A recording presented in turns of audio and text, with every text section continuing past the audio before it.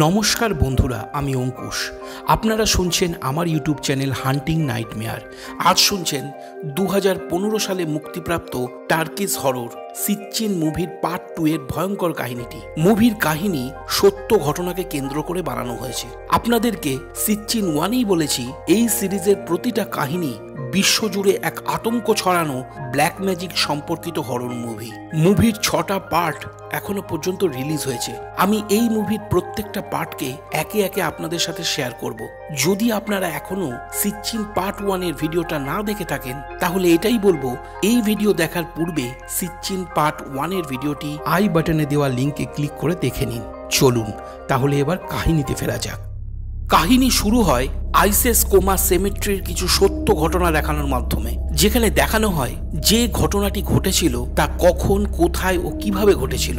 যে ঘটনা সিচ্চিন পার্ট 1-এ ঘটেছিল সেটাও সত্য ছিল, আর আজ যে কাহিনী শুনছো সেটাও সত্য ঘটনাকে কেন্দ্র করে নির্মিত হয়েছে। সিচ্চিন পার্ট 1 ও পার্ট 2 এর ভয়ঙ্কর সব ঘটনার রহস্য আজও অমীমাংসিত।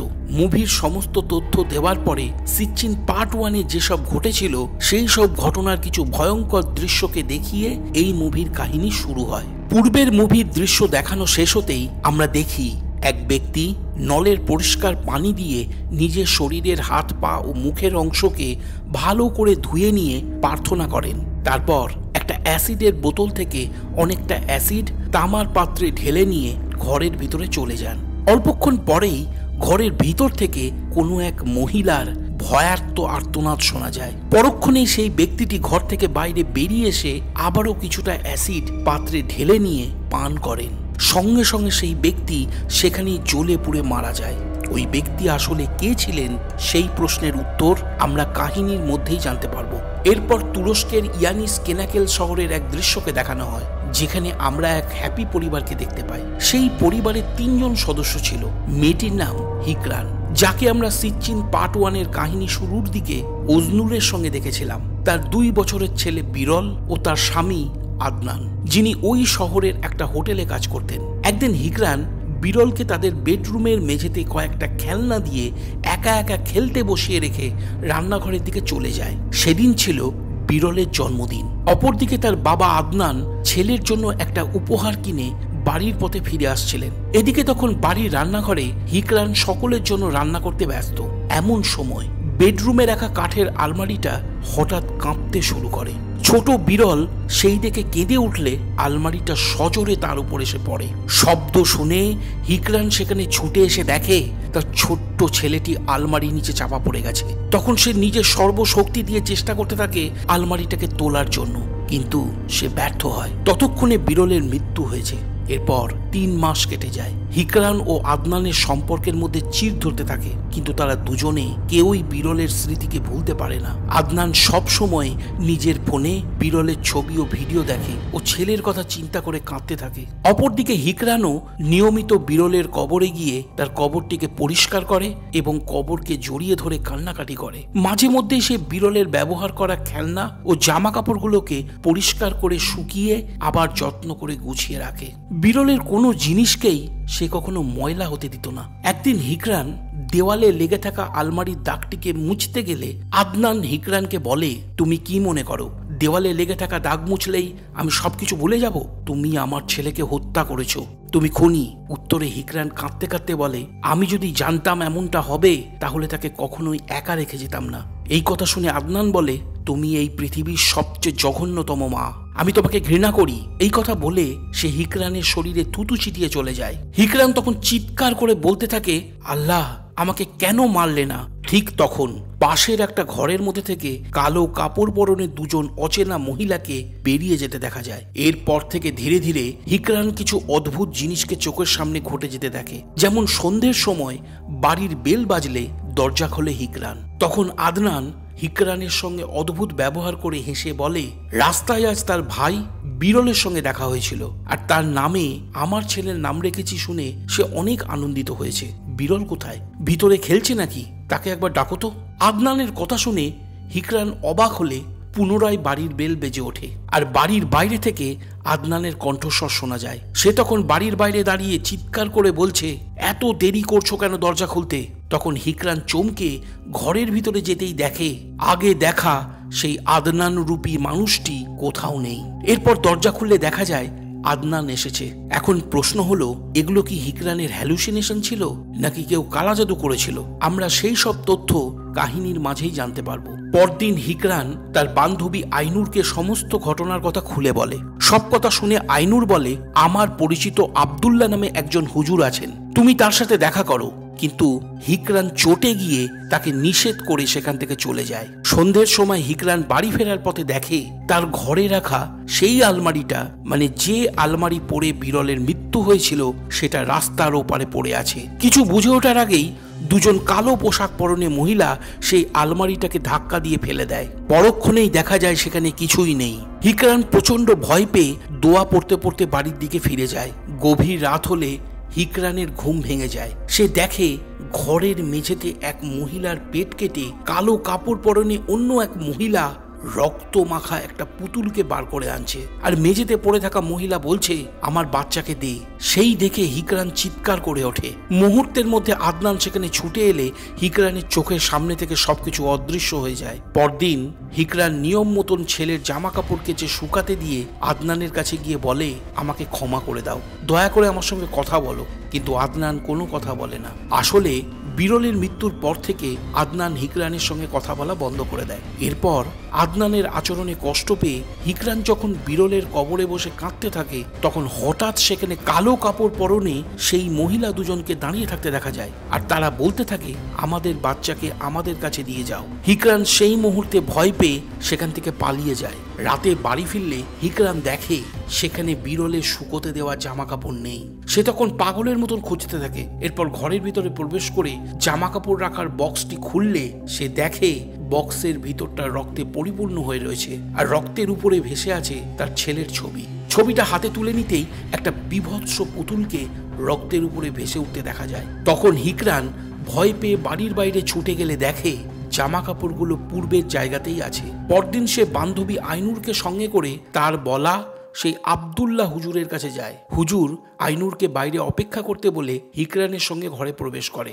রুমের এক কোণে অদ্ভুত দেখতে একটি সাদা বর্ণের ছেলে বসে আছে আর ঘরের মাঝখানে একটা বিশাল পানিপূর্ণ পাত্র রাখা আছে। হুজুর হিকরানের হাতে একটা পেন ও কাগজ তুলে দিয়ে বলে, নিজের নাম 3 বার ওই কাগজে লিখতে। নাম লেখা হলে হুজুর একটা পিন ফুটিয়ে হিকরানের শরীরের রক্ত কাগজে লাগিয়ে সেটাকে পানিতে ডুবিয়ে দেয়। তারপর অদ্ভুত ছেলেটিকে সেই পানি পান করার জন্য বলে। অল্পক্ষণ পর হুজুর বিড়বিড় করতে শুরু করলে ছেলেটি ঘরের মাঝে রাখা পানিপূর্ণ পাত্রটির সামনে এসে বসে। পানিতে ডুরে ডুরে ঢেউ উঠতে থাকে। তখন হুজুর সেই বাচ্চাটিকে রুহানি ভাষায় কিছু প্রশ্ন করে আর একটা সময়ে হুজুর তার সকল প্রশ্নের উত্তর সেই বাচ্চাটির থেকে পেয়ে যায়। এরপর হুজুর হিকরানকে প্রশ্ন করে তার আন্টির সঙ্গে তার সম্পর্ক কেমন। সেই উত্তরে জানায় তার 2জন আন্টি আছে, একজন মায়ের দিক থেকে যে এখন বেঁচে নেই আর অপরটি বাবার দিক থেকে যার সাথে জমি সংক্রান্ত বিরোধের কারণে কোনো যোগাযোগ নেই। এরপর হুজুর হিকরানের বাবার কথা জানতে চায়। তখন সে বলে তার বাবা অনেক বছর আগে আত্মহত্যা করে মারা যায় যখন সে অনেক ছোট ছিল। এবারে বলি, মুভির কাহিনীর শুরুতে যে ব্যক্তিটি অ্যাসিড পান করে আত্মহত্যা করেছিল সে আসলে ছিল হিকরানের বাবা।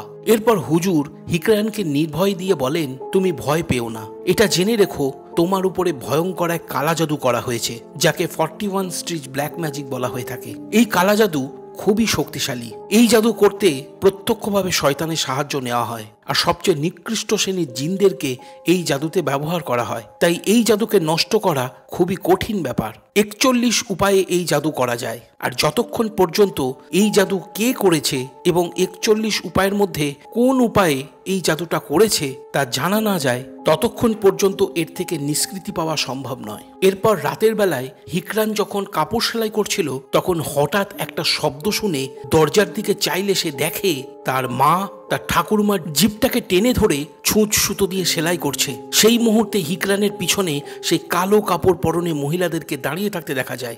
অল্পক্ষণ পর হিকরান নিজের চোখ হাত দিয়ে ঢেকে নিতেই সবকিছু পূর্বের মতন স্বাভাবিক হয়ে যায়। সে পরদিনই নিজের মা ও ঠাকুরমার সঙ্গে দেখা করতে নেফরুজ গ্রামের বাড়িতে চলে যায়। হিকরানের ঠাকুরমা তার জন্মের সময় থেকেই কথা বলতে পারতো না। এরপর হিকরান সেখানে পৌঁছালে তাদেরকে গতকাল রাতের ঘটনা খুলে বলে, আর তার আন্টি মানে হিকরানের মায়ের বোন জেহেরার ব্যাপারে কথা বলে।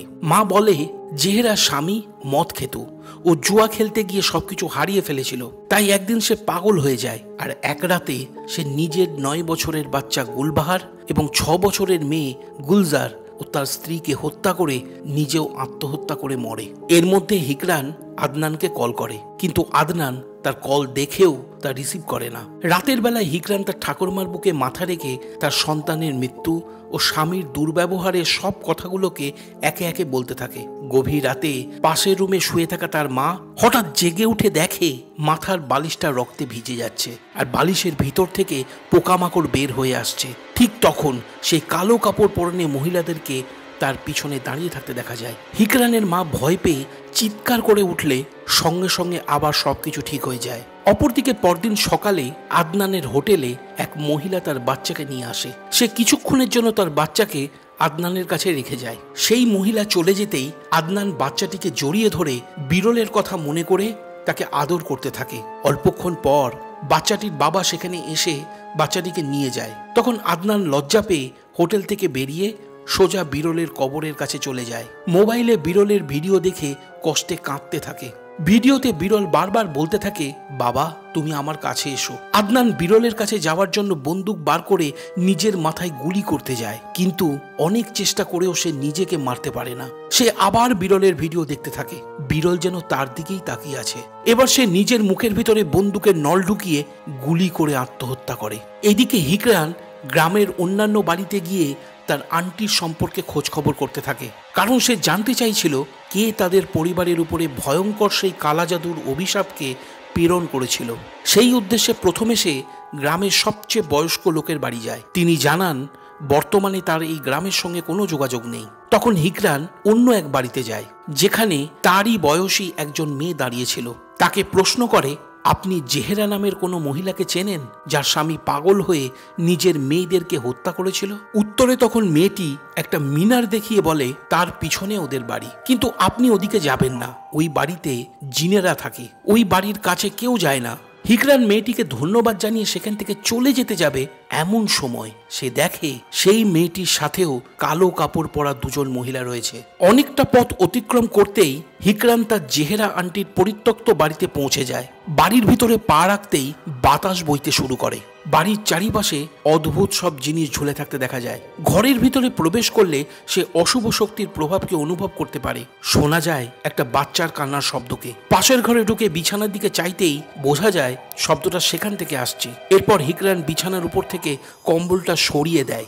বেরিয়ে পড়ে একটা বিকটদর্শী পুতুল। সঙ্গে সঙ্গে তার পিছনে দুজন বাচ্চা মেয়েকে দাঁড়িয়ে থাকতে দেখা যায়, যারা তাকে খেলার জন্য রাখতে থাকে। ঠিক তখন এক ভয়ঙ্কর দেখতে ব্যক্তি ছুটে আসে হিকরানের দিকে। সারা ঘর কাঁপতে শুরু করে, জিনিসপত্র আছড়ে পড়তে থাকে। হিকরান কোনো রকমে নিজেকে বাঁচিয়ে সেই পুতুলটা নিয়ে সেখান থেকে পালিয়ে যায়। সন্ধ্যের সময় সে ঠাকুরমার বাড়িতে ফিরে আসে। রাতে শোয়ার সময় সে তার মাকে জেহেরা আন্টির একটা ছবি দিতে বলে। হিকরান সেই ছবি দেখে ঘুমিয়ে পড়ে। ঘুমের মধ্যে এক ভয়ানক স্বপ্ন দেখে সে জেগে ওঠে। দেখে তার মা তার পাশে তখনও বসে আছে। এরপর মা হিকরানের মাথায় হাত বুলিয়ে দিতেই সে আবার ঘুমিয়ে পড়ে। তখন তার মা পাশের ঘরে গিয়ে হিকরানের ঠাকুরমাকে বলে, আম্মা আমি যাই, সময় কিন্তু হয়ে গেছে। তখনই সে বন্ধ আলমারির মধ্যে থেকে শোনে কেউ বলছে, বোন আমার তো একটা ছেলে ছিল, সেই ছেলেটি কোথায়?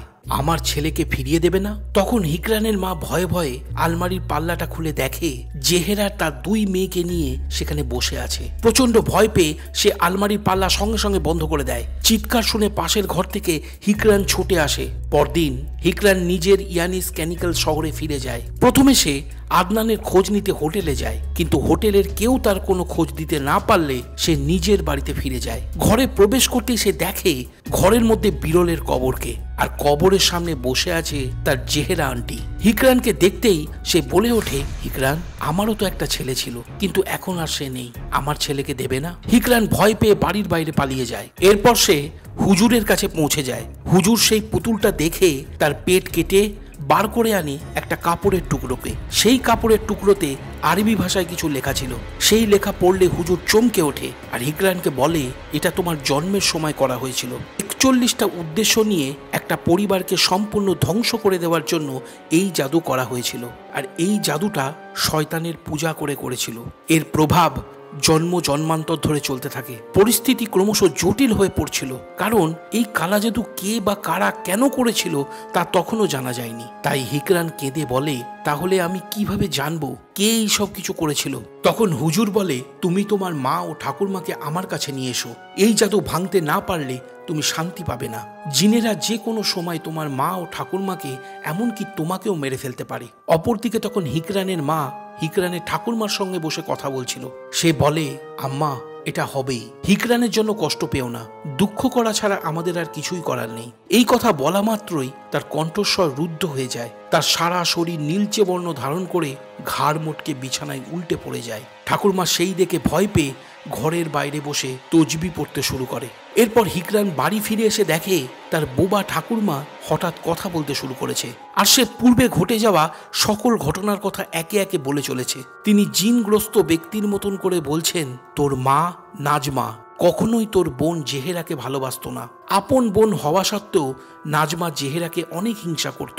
নাজমা ছিল বন্ধ্যা নারী। বিয়ের অনেক বছর পরেও সে কোনো সন্তানের জন্ম দিতে পারেনি, কিন্তু তার বোন জেহেরা বিয়ের পরপরই 2টো মেয়ে সন্তানের জন্ম দেয়। জেহেরা তার 2 সন্তান ও স্বামীকে নিয়ে বেশ সুখেই ছিল, কিন্তু জেহেরার স্বামী তার স্ত্রীর কাছে একটা ছেলে সন্তানের আশা করত।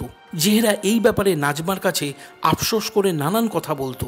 এরই মধ্যে জেহেরা আবার গর্ভবতী হয়। নাজমা এই সুযোগকে কাজে লাগায়। আমি কালা জাদু জানতাম, সে আমার হাতে পায়ে ধরে আমাকে কালা জাদু করতে রাজি করায়। নাজমা তার বোন জেহেরাকে বলে, আমার শাশুড়ি অনেক কিছু জানে, সে কোনো একটা উপায় করে তোমার ছেলে সন্তান হওয়ার ব্যবস্থা করে দিতে পারবে।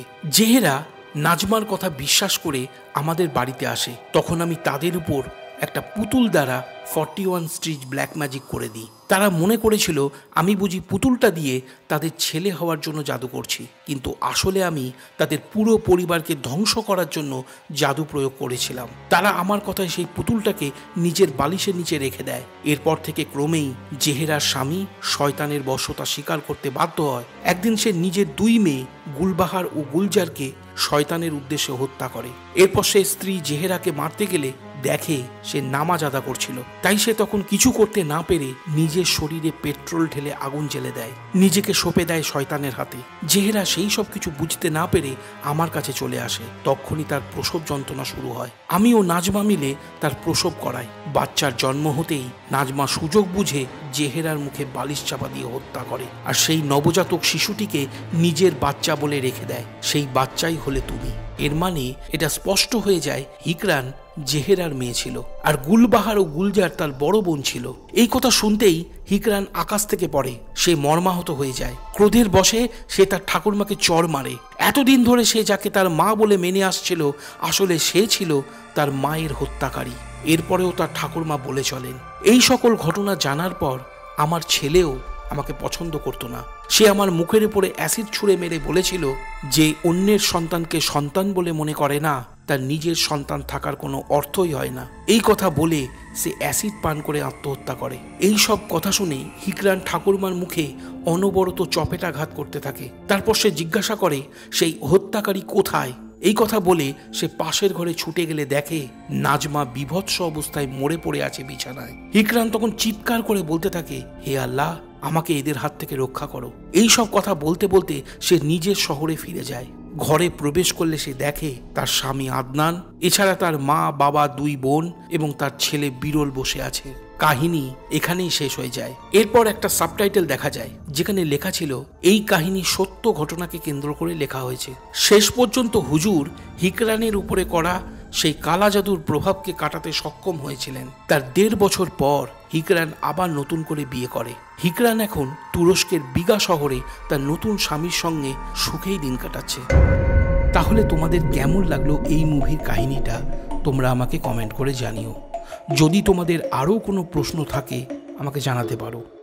ভিডিওটা যদি পছন্দ হয়ে থাকে তাহলে লাইক ও কমেন্ট করে দিও। যদি আমার চ্যানেলে নতুন হয়ে থাকো তাহলে অবশ্যই চ্যানেলটা সাবস্ক্রাইব করে নিও। তাহলে আবার দেখা হচ্ছে আগামী ভিডিওতে। ততক্ষণের জন্য